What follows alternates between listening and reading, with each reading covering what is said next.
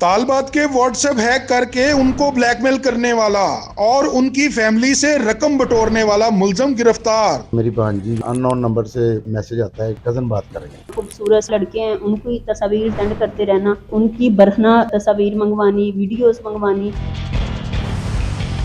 जिस बच्ची को ब्लैकमेल करता था उनके मामू हमारे साथ मौजूद हैं, उनसे बात करेंगे कि ये जो रायवंड का रहने वाला बुजुर्ग है ये कहाँ से पकड़ा। तो सर इसमें ये है कि तकरीबन आज से 2.5 साल पहले ये मेरी भांजी जो है यूनिवर्सिटी में पढ़ रही थी, तो इसको एक अननोन नंबर से कॉल मैसेज आता है कि जी मैं आपकी फलां क्लास फेलो बात कर रही हूँ, तो आप मुझसे बात करें। तो इसने बात करनी रूटीन वाइज शुरू कर ली।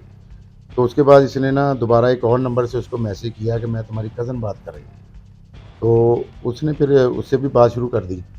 तो इस तरह एक शादी के फंक्शन पे वो कज़न इसके साथ मिली मेरी भांजी के साथ। तो इसने उससे पूछा कि ये नंबर आपका है? तो उसने कहा कि ये मेरा नंबर नहीं है। तो इससे मेरी भांजी को थोड़ा-सा डाउट हुआ कि ये कोई और अननोन बंदा है जिसको, यानी कि जो मेरा नंबर यूज़ कर रहा है। भांजी को जब शक पड़ा ना कि ये मेरी कज़न नहीं है, क्लास फेलो नहीं है, उसने अपने घर पे अपने भाइयों को मुझे भी बताया। और ये करता चैट से ही था, वॉइस मैसेज नहीं करता था। मेरी भांजी ने कई दफ़ा इसको कॉल भी की, लेकिन आगे से ये कॉल नहीं उठाता था। तो मेरी भांजी ने कहना कि आप कॉल उठाओगे तो मैं आपसे बात करूँगी। लेकिन इसने कॉल नहीं उठानी, इसने कस्में उठानी कि जी मैं फलाँ बात कर रही हूँ, मैं आपकी कज़न बात कर रही हूँ, मैं ये हूँ, मैं अपनी क्लास फेलो हूँ। और मैं आपको एक और दिलचस्प बात बताऊँ कि इसने भांजी के नंबर से पता नहीं किस तरह इसने लिया, हमारी सारी फैमिली के जो मेंबर्स थे ना, यानी बशमूल मेरे, तो सबके नंबर इसके पास थे।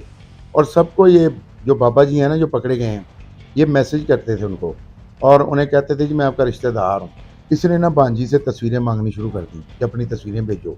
भांजी ने पहले शादी वाले फंक्शन वाली इस तरह की, फिर इसने डिमांड की कि मुझे अपनी तस्वीरें भेजो। जब ये बात इसने की ना भांजी को, फिर थोड़ा-सा इसमें क्लियर हो गया कि ये बंदा ना मेरी कज़न कोई लड़की नहीं है, जो इस तरह की बातें कर रहा है। तो उसके बाद भांजी ने कहा, "जी तुम कौन हो जो मुझसे ऐसी बातें कर रहे हो?" शट अप की कॉल की इसे। तो इसने लेकिन बाद में भी तंग करना शुरू किया, लेकिन इसके पास ऑलरेडी पहले हमारी सारी फैमिली की लड़कियों की तस्वीरें भी थीं। तो एक दफ़ा मैं आपको बता दूँ, 1 साल पहले मेरे भांजे की शादी थी, इस मेरी भांजी के बड़े भाई की। तो सरगोधा बारात जानी थी। हम सब लोग बारात में चले गए हैं, तो ये पापा जी बाद में घर आ गए। घर में वो भांजी की फूफो घर थी। सारी फैमिली तो बारात पे थी। तो इसने फूफो को उसको बताया कि जी मैं आपके भाई के साथ फ़ौज में जॉब करता रहा हूँ और मुझे इन्होंने शादी पे इनवाइट किया था, लेकिन अब बारात निकल गई तो अब मैं क्या करूँ? तो इसकी फूफो ने इसको फूफो को बताया कि मैं लाहौर से आया हूँ, रायगंज से।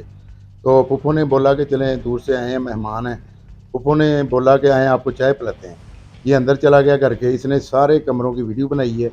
जो मसहरी वाला कमरा था उसकी वीडियो बनाई है और उनके किचन की, ड्राइंग रूम की, सारे घर की वीडियो बना के बाद में इसने मेरी भांजी को फिर वीडियो वो सेंड की है सारी बना के कि ये देख के मैं तुम्हारे घर तक भी पहुँच गया हूँ। तो उसके बाद जनाब अली हमने फिर एफआईए में ना इसके नंबर जिससे ये मैसेज करता था, वो सारे नंबर की डिटेल जो है ना उसको दी कि इन नंबर से मैसेज करता है। वो पहले अपनी कज़न ही समझती रही, उसको अपनी तस्वीरें सेंड करती थी।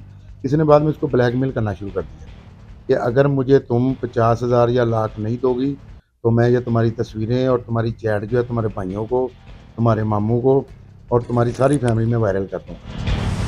आपके खानदान के कितने लोग थे जिनको टच किया, लड़कियों समेत और लड़कों समेत? ये 18 लोग थे जी, बशमूल लड़कियाँ और मेरे समेत डाल के ना 18 लोग थे हमारी फैमिली के। तो भांजी ने इसे बताया था कि पूछता रहा कि तुम्हारे भाई क्या करते हैं, अब्बू क्या करते हैं? भांजी मेरी ने बता दिया हमारा वान बुक डिपो है इधर बाबा मेन बाज़ार में, तो उसके पीछे ही हमारी रिहाइश है। तो उस हिसाब से ना फिर इस घर के चक्कर भी लगाने लग गया। उसके बाद जनाब ये घर दाखिल हो गया। भांजी मेरी अकेली थी, उसके अब्बू जो हैं वो अपनी जॉब पे थे, तो इसने पीछे से जाके उसको पकड़ लिया। तो भांजी ने शोर मचा दिया। तो उसके शोर से जो शॉप के अंदर ना थोड़ी-सी इन्होंने जगह रखी हुई है चाय वगैरह पकड़ने के लिए। वहाँ से भाग के वो लड़का जो मुलाज़िम था वो भाग के अंदर गया। उसने कहा आपकी क्या हुआ? तो ये बाबा जी बाहर भागने की कोशिश कर रहे थे। तो उसने मेरी भांजी ने कहा ये मुझे पकड़ रहा था। ये मेरे साथ ज़्यादती करने की कोशिश कर रहा। वो भी भाग के आ गए, फिर उसने बाबा जी को पकड़ा। तो ये जनाब फिर हमने जो 15 पे कॉल की है, पुलिस आ गई है। पुलिस ने वहाँ से अरेस्ट किया इसको घर से। तो बाद में जनाब इसको थाने ले गए और एफआईआर हो गई है। इस बंदे की वजह से हमें उस बच्ची को हटाना पड़ गया पढ़ाई से।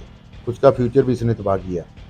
उसका भी रिश्ते की बात जहाँ पे चलती थी, ये इतनी हाईलाइट बात हो गई थी कि फैमिली में रिश्ता को लेने के लिए तैयार नहीं था।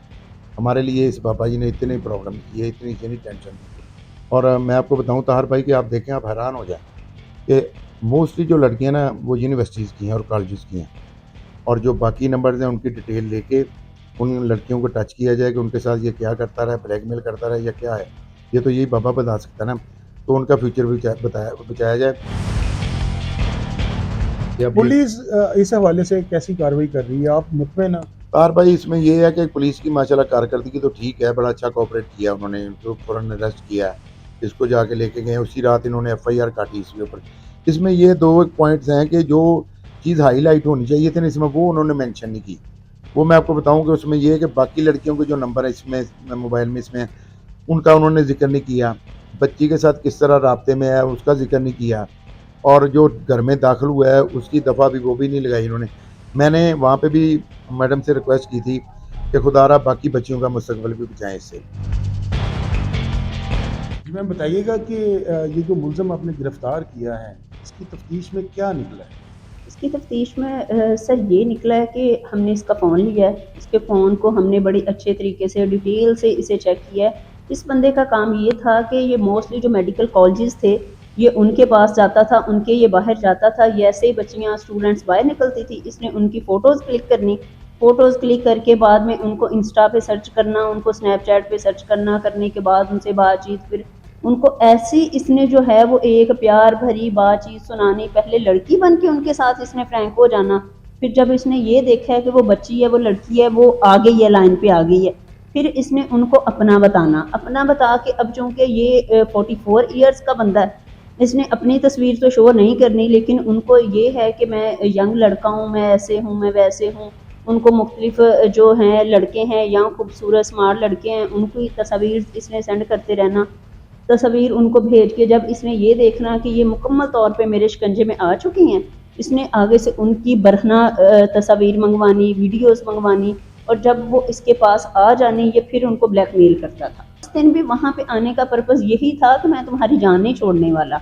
वो उसके भाइयों ने, वो लड़की ने अपने भाइयों के साथ ये सारी बात शेयर की हुई थी, अपने घर में उसकी तस्वीर दिखाई हुई थी, उन्होंने अपने घर के कैमरा में चेक किया है, तो जैसे उन्होंने 15 पे कॉल किया तो हम वहाँ पे पहुँच गए हैं और फिर इसे मौके से अरेस्ट कर लिया।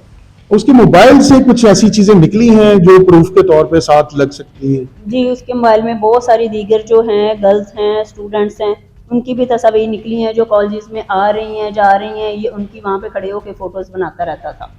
उसमें कोई आपने किसी और को भी टच किया है कि सिर्फ एक ही जो विक्टिम है, सिर्फ उसी हवाले से आपको इसको इंटरोगेट कर रहे हैं, या और लड़कियों के जो नंबर मिले हैं उनसे कोई राब्ता हुआ है आपको? जी, जी, हम कोशिश कर रहे हैं। एक और लड़की है, उसके साथ भी बात हुई है, पुडनियावाला के वो रहने वाली है, और उस बच्ची ने बताया कि मैं अभी इस टाइम पे जो हूँ मैं थोड़ा दूर हूँ, तो इंशाल्लाह हम कोशिश कर रहे हैं कि वो बच्ची भी आए और आके जो हमारी इन्वेस्टिगेशन है उसे ज्वाइन करे।